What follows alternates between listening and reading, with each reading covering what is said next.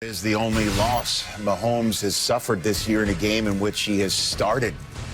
That's how we start hour number 2 of NFL Gameday morning, presented by Intuit TurboTax here on this championship Sunday, taking you to kickoff in Philadelphia, where Kurt Warner is literally and figuratively chilling out right now, getting set to call this game on Westwood One Radio later on. And we have Gerald McCoy, Steve Mariucci. I am Rich Eisen. That's Robert Griffin III here in studio. Legacy time, that's what we always talk about when it comes down to playoff wins and losses in games like this one. What does tonight's game mean for the legacy of Josh Allen, if anything, Kurt Warner? Well, it's obviously huge. I talked about it in my storyline, is that the first thing that comes after talking about NFL quarterbacks is how many Super Bowls did they go to? And so just to punch your ticket for the first time to the Super Bowl is huge for his legacy. But I think there's a couple other factors as well. If you're the team that, or you're the guy that beats Patrick Mahomes, who's done so many things, and he's kind of the guy in this era that has set himself apart. If you were able to knock him off on the way, that kind of stacks to your legacy. And then maybe, to me, even a bigger point was, I was one of the guys that thought the Buffalo Bills were going to take a step back this year. They lost a bunch of their key pieces from a year before, and nobody really expected them to be here. And so Josh Allen being able to take this team to the Super Bowl, I think adds one more layer to that legacy. Now, it's only one Super Bowl. We understand the great ones playing multiple, but I just believe this is going to be huge for Josh Allen if he's able to get this victory and put himself in that first Super Bowl. Yeah, guys, I just think this is a fork in the road game for Josh Allen. And when I say that, he has to make a decision if he's going to be Peyton Manning or is he going to be Phillip Rivers.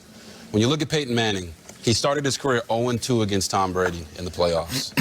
But then something happened, and he finished his career 3-2 against Brady and actually had a winning record. So right now, Josh Allen is 0-3 against Patrick Mahomes in the playoffs. No one would say that Phillip Rivers didn't have an illustrious career, a great career, but he doesn't have the Super Bowls to go with him. So if the Bills aren't able to win today against Patrick Mahomes and the Chiefs, they're saying to themselves, we haven't been able to win against them when Josh is playing Superman. We haven't been able to win against them when he's protecting the ball and our defense is getting turnovers. How can we beat these guys? So I think if they don't win today, it's going to be a situation where their mental psyche is now affected. It'll be devastating for him and for the Buffalo Bills. Yeah, I mean, right now, if you think about it, Steve, you're looking at the way that Mahomes is sitting atop the league right now, sitting atop Kansas City, and I'm reminded of when Tiger was winning all those majors. And there was just a host of Hall of Fame players that weren't getting the majors because Tiger was. Jordan, by the way, who Mahomes could join the pantheon of Michael Jordan with a three-peat this year. First one ever, and you're just thinking in the NFL, and you're sitting here thinking there's a whole host of Hall of Fame players who haven't gotten to the Super Bowl, been standing at the doorstep. And Josh Allen, I think is on a Hall of Fame career path. If not, you could make a case is already, knocking on the door if he doesn't play another game.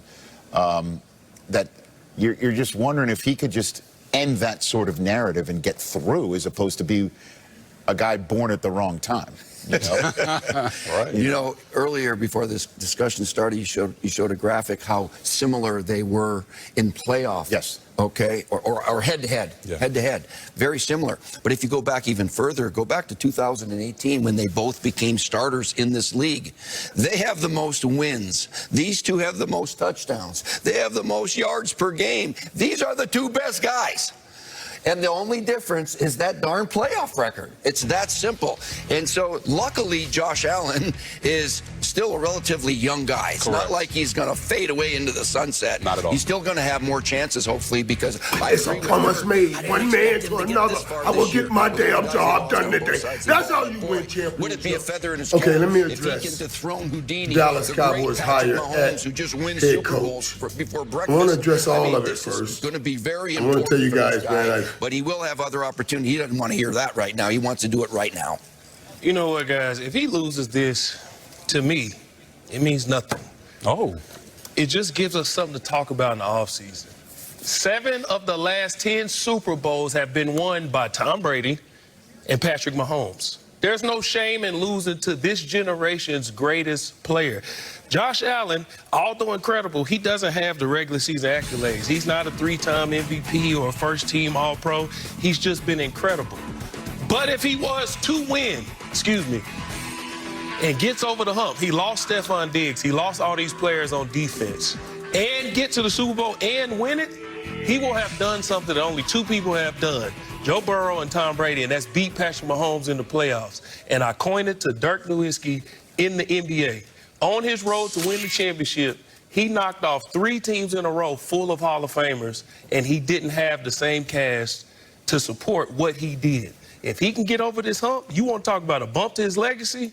Big time. That's big time. Big time. Yeah, and in that respect, ask Karl Malone if he feels ashamed having lost to Jordan. Yeah. Drexler, you keep going. Patrick Ewing, you could keep going and on and on.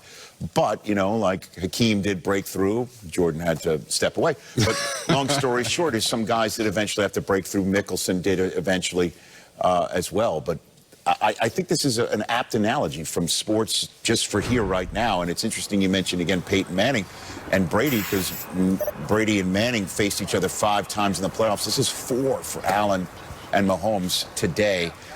Taking it to kickoff in Philadelphia, Steve Weich, take it away. Well, Rich, with the organizational upheaval in Washington and so many new faces in the D.C. area, the Commanders arrived at the NFC Championship much sooner than most of us expected. But nobody in that building wants to hear about them being ahead of schedule. As running back Brian Robinson said, we are ready now. This is not about building for the future. The time is now for us to get to the Super Bowl. Now, veteran linebacker Bobby Wagner, who went to the Super Bowl with the Seahawks very early in his career, lent this perspective. He said, we have something special and we know it. This isn't a team that's growing, or this isn't a team that's arrived early. We've been building something special and we're super tight. And because of us and because of that, we have no doubts. Rich? Steve, thank you, sir. Perhaps more than any other sport, the NFL is all about hope. Hope that one season can be better than the last. Hope that years of waiting are worth it. And that the player your team drafted can, in fact, be the one who is worthy of your hope, because in an instant, he turns your football world into a dream come true, once-in-a-lifetime journey. Yes, Commanders fans, this is all happening. Jaden Daniels may just be the best rookie quarterback ever, ready to beat the Eagles again and take the fight for old D.C. back to the Super Bowl. Rich, everybody, how you guys doing? Hey, Daryl. We're excellent. I mean, we're good, but maybe not as good as Commanders fans, as RG3 could obviously attest to as well. What's going through your mind watching Jaden Daniels and this team do what they're doing right now, Daryl? It seems so, and I'm sorry, Robert, but before you, but it seems so of that era. We were not superstars. We were not, beating our chests. We had humility. We had just a bunch of guys. I mean, if you guys go back, it's very much similar to what the Joe Gibbs era was. Just a bunch of guys grinding. No, I mean, I know exactly what you mean, Daryl, and you have the experience of being and playing in big-time games, but when you would approach this game and you had to guard A.J. Brown or you had to guard Devontae Smith, how would you go about guarding each of them differently? Well, my whole concept was I understood the receiver, at least I felt like I did. I'd put about 20 or 30% into studying those guys and their offense and their quarterback.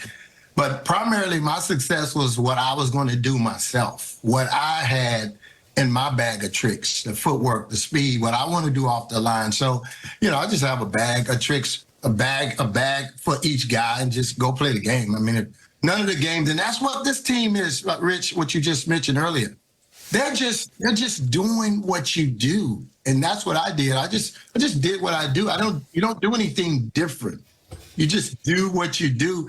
And that dude, Jaden Daniels, is like, he's an old man. He's got ice in his veins. He just do what he do. He just do what he do. And that's what you do. Yeah, well, I remember you doing what you did when we were coaching against you. And I had Jerry Rice, and you were covering Jerry back in the day. Those were some fun times, right? To follow up on Robert's question, though, would you be the guy that would want to travel with the best receiver? Is that your style? Or would you just say, I'd rather just play right and left and do what we do, or I want to take their best guy out? No, Coach, you know, I would say this humbly, but no, in my second year, that was the Redskins' plan. I was going to match up on every guy. That's why I was on Jerry Rice every play. That's why I have no hair, but Jerry has no hair either. But you know, no, that's what, I mean, not beating my chest, but no, that was my job. That's what they paid me to do. Take Michael Jordan. I got to take him. That's who I have. That's who I have this week. And that's what you do. Yeah. I thought it's bad when that guy don't do that. If you're that guy, get him. Lattimore is our guy. I'm not telling you how they play their defense or what they should do, but in my opinion, you're that dude, he's that dude. Y'all do it. Mr. Green, in your playing days. Các bạn đã đến với kênh YouTube của mình. Video ngày hôm nay của mình sẽ là những video tô mò. Đây, những video tô mò của những sản phẩm con vật đây các bạn ạ. Đây là con chim cánh cụt này, mình tô rất chi là nhiều con vật. Ở đây con cá sấu này, nhiều lắm. Các bạn hãy cùng theo dõi mình tô những sản phẩm nha. Đây. Và để tô được sản phẩm của mình không thể nào thiếu được hộp săn mò. Đây là hộp săn mò của mình, thường rồng này, nó phụ trợ cho mình tô mò sản phẩm. Và bây giờ các bạn cùng theo dõi mình tô mò nha. Chào bạn nhé, bây giờ mình sẽ đi vào chi tiết cắt dẫn như bạn.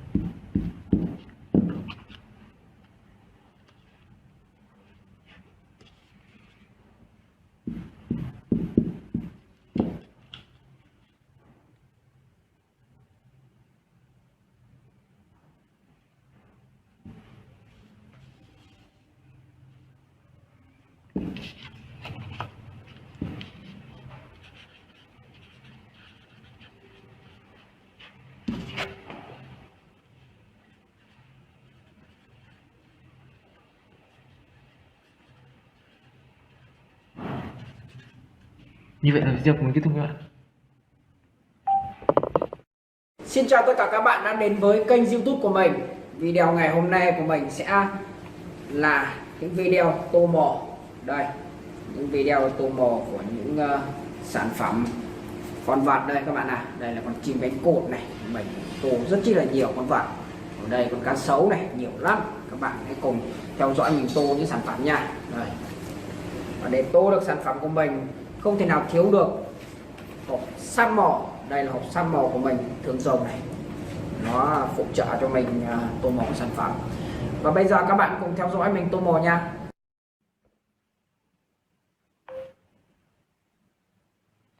Chào tất cả các bạn nhé, mình sẽ đi vào chi tiết các dáng các bạn. Đây mình sẽ in